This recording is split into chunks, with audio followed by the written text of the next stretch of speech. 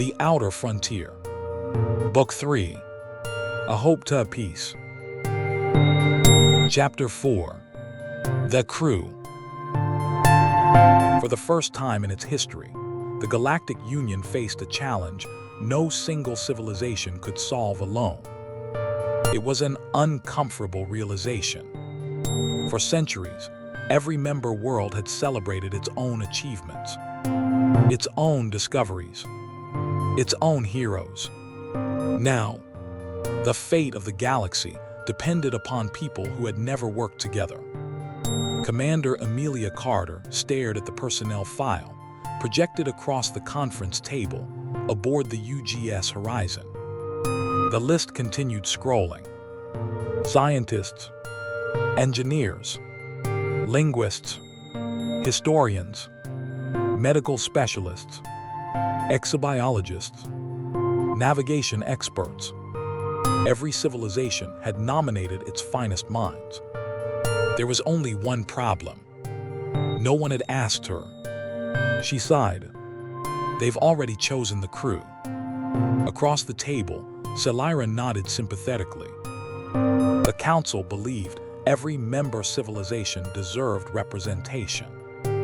Amelia smiled weakly. So they built a diplomatic committee and called it an expedition. The first arrival came from humanity.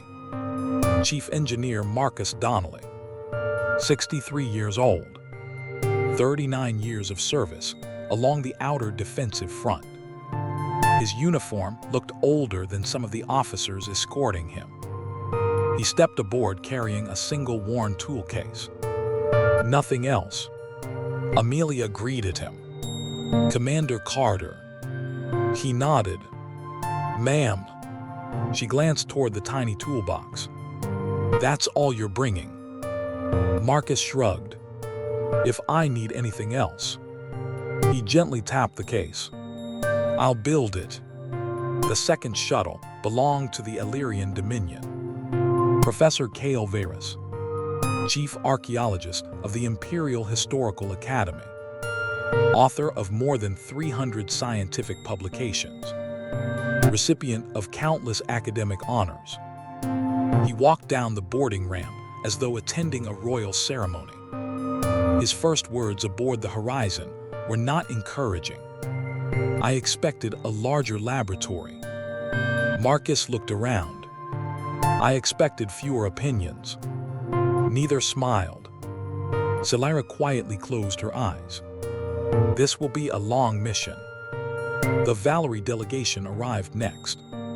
Dr. Lyra Sen, astrophysicist, systems analyst, expert in gravitational anomalies. She bowed politely to everyone, then remained completely silent.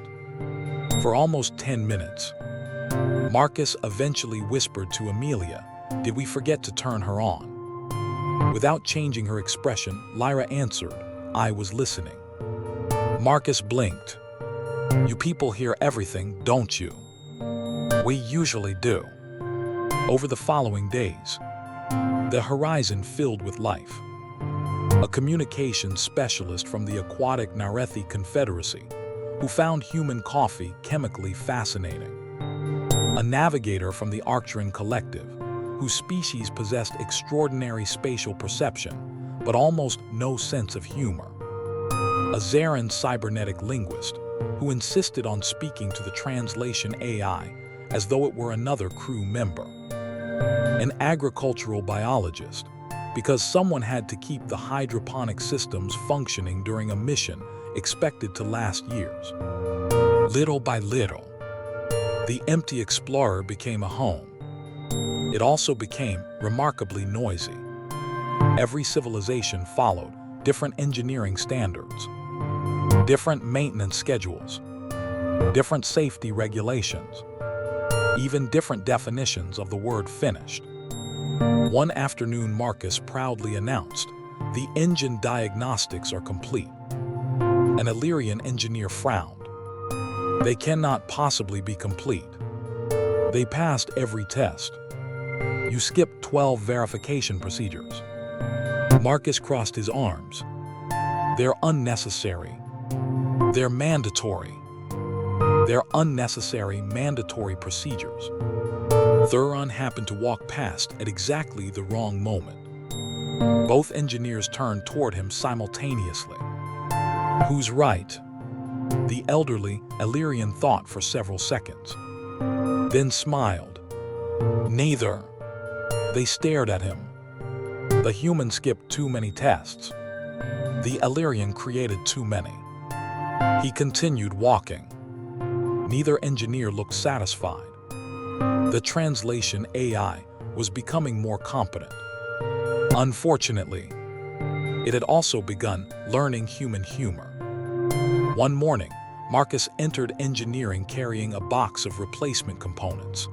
The AI announced cheerfully, Chief Engineer Marcus Donnelly has once again exceeded recommended caffeine consumption.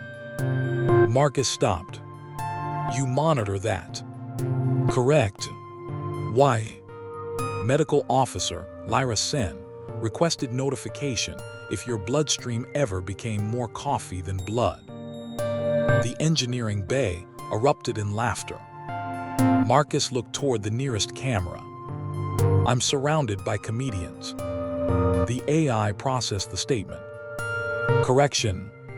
Crew census indicates only 12 members have demonstrated measurable comedic ability. Despite the constant misunderstandings, something unexpected began to happen. People started helping each other. The human engineers adopted several Elyrian calibration techniques.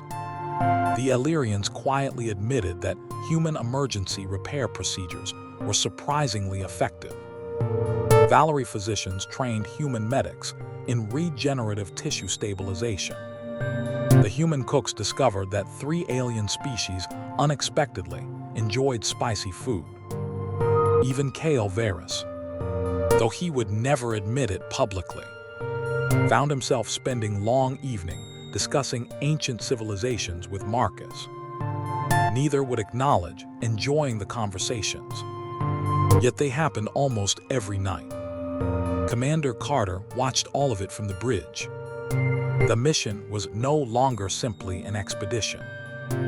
It was becoming a small civilization, perhaps the first truly galactic one.